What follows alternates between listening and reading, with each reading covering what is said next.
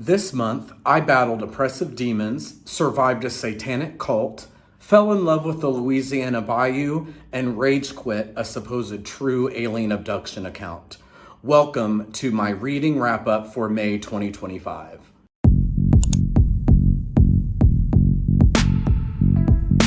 Welcome back to Exhumation Station, where we uncover some hidden gems of horror fiction. Today, I will be summarizing what I read during the month of May 2025 and actually ranking them, starting with the one I enjoyed the least, all the way up to my top-rated one of the month. First up, we have Communion by Whitley Strieber. It is an iconic alien abduction account that is supposedly a true story, and it is actually, as I said, iconic, very well known. It actually set the foundation for the modern alien imagery that we have, the gray beings with the big heads, large black eyes, so on and so forth. And that's actually one of the many things I disliked about this book, is it was so stereotypical. It included everything we've heard before regarding an alien encounter, everything from the way they look, the way that Whitley was supposedly abducted, had medical testing done on him.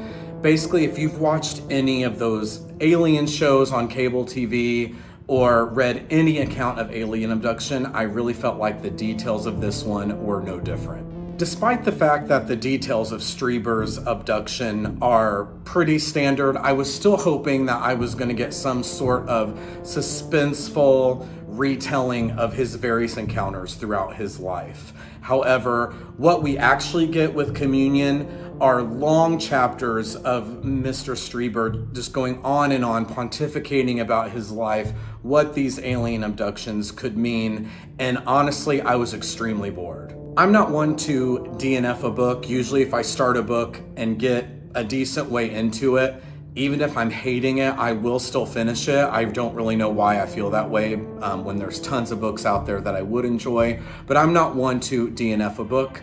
This one I did. I got about halfway through, and when I saw no hope of improvement, I just could not bear to continue. I found myself dreading opening up this book and sitting down with it. I rated this one 1 out of 5 stars.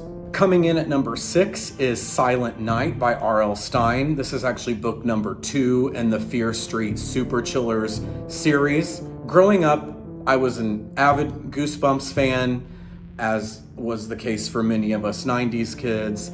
However, I never read Fear Street. It was never on my radar for some reason. So I decided to dip my toes into Fear Street a little bit with this off-season Christmas-themed novel. Silent Night follows the story of our protagonist, Reva Dalby, who is a spoiled rich girl. Her father owns a chain of very successful department stores. Reva herself is quite mischievous. In some ways, if you want to extrapolate it a bit, I would consider her a bit of a sociopath, but she is always manipulating, lying to her so-called friends, and we find out very quickly that she gets some sort of sick enjoyment out of this. In fact, it comes out towards the end of the novel that really no one in Reva's life, aside from her father, actually likes her. Everyone's just kind of putting up with her and tolerating her manipulative behavior. Reva works part-time at one of her father's department stores at the perfume counter, and eventually she starts getting these little tricks played on her while at work. The first of which I thought was quite unique and memorable. It involved a needle inside lipstick. I'll leave it at that. But eventually these tricks escalate to stalking and then eventually robbery and murder. Early on in this story, the plot kind of bifurcates into 2 lanes. The first of which is following our main protagonist, Reva, but then the second part of the plot is following her cousin, Pam, with whom we quickly find out she has a troubled relationship. This story would have done better to focus on Reva's side of the story and her stalking/trickery situation, instead of splitting into the story about Pam and introducing all of these ancillary side characters that, while it adds certain depth and complications to the plot line, it didn't really enhance the overall experience of the story for me. Because of this, I found myself a little bored at certain points in the novel. However, Silent Night had some great moments of suspense, and the reveal at the end was not something that I anticipated, so I found that rather exciting. Again, this was my first ever Fear Street title that I've read. I will definitely try out more. I'm not going to judge the entire series franchise off of one novel, but let me know in the comments where you think I should reintroduce myself to Fear Street if I didn't like this one. And I will give Silent Night 3 out of 5 stars. Okay, and coming in at number 5 is The Cheater by R.L. Stine, another Fear Street title. This is actually number 18 in the original Fear Street series. Our titular cheater in this story is Carter, a female character. She takes some sort of qualifying math exam to get into this prestigious university that her father has been pushing her to attend pretty much her whole childhood. Unfortunately, she doesn't score well enough on the exam to get into the university, so she opts to take the retest the following week. However, she knows that her score will pretty much be the same, even with the added time to study, so she takes advantage of an offer given to her by a classmate, Adam, who is a math whiz, and he offers to take the test for her.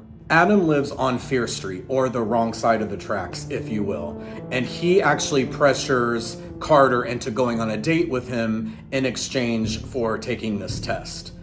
She already has a boyfriend, but she thinks, what harm could there be in going on a date with him? Through the magic of fiction, Adam takes this test for her. No one checks his ID, no one catches them in this cheating scheme at all, and he actually scores well, so Carter and Adam go on that one date. Carter thinks it's just going to be one date, but it quickly escalates after that into Adam blackmailing Carter and threatening to tell her father that she cheated on this retest. When I first started this book, I expected something aimed at teaching kids a lesson about cheating masked as a horror novel. However, I was very pleased to find this to be a very effective and suspenseful murder mystery, as well as a decent exploration of rich versus poor and how both groups are commonly stereotyped. I thought The Cheater was a pretty unique plotline for a YA novel, and I found R.L. Stine's imagery of our threatening Adam character to be pretty effective. I gave this one 4 out of 5 stars. Coming in at number 4, we have The Gatekeeper by Dinah Reed. This is a retro title from the late 1980s that involves a family that purchases a new home that is literally infested with demons, with the head honcho of this group being our titular character, the Gatekeeper. I won't go into too much detail about this one, as there already is a full review on my channel, which I will link for you guys. I really enjoyed with The Gatekeeper being able to dive into a lengthy, detailed retro horror story with well-developed characters. However, some of the decisions those characters made were very unrealistic and didn't really add much to the plot line. I love the retro charm of this one. I rated it 3 out of 5 stars. Next up at number 3, we have A Dark Roux by Blaine Daigle. I was in the mood for a specific setting, the Louisiana Bayou. I was in the mood for a southern gothic horror story, and someone on social media actually recommended this title to me. The novel opens with our protagonist, Rhiannon, who has escaped her troubled childhood in Terrebonne Parish, Louisiana, and she is now a social worker in New Orleans. Her mother dies, and she's forced to return to her home deep in the sugarcane fields alongside her brother and battle some demons from their childhood. That summary sounds honestly pretty generic, like we've read in any other Southern Gothic novel, but I really enjoyed this one. We are gradually introduced to the fact that Rhiannon's mother dabbled in some voodoo, and we also learn that Rhiannon had some experiences herself with a pretty terrifying entity in this burnt-out church abandoned deep in the bayou. If there was one word I could use to summarize The Dark Roux, it would be atmosphere. Blaine Daigle was a master at painting a picture and even incorporated some local lore into it, including the Rougarou, which is the Bayou's take on a werewolf. A particular aspect of the atmosphere that I thought was super effective were the various scenes at that burnt out church, especially the ending. I would summarize it as a beautiful nightmare, or the perfect juxtaposition of calming beauty of the bayou and creeping dread. After reading this, you can tell that the author is a local of Louisiana and has a fondness for that unique pocket of American culture.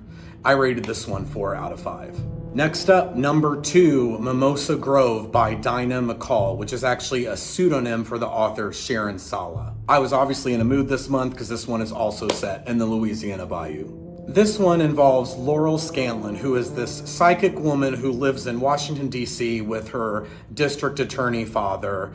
We learn that while Laurel does have these psychic abilities, after her mother passed away, who is also a psychic, her father has kind of been pushing her to repress these abilities pretty much her whole life. Laurel's maternal grandmother passes away and bequeaths her the family home of Mimosa Grove in southern Louisiana.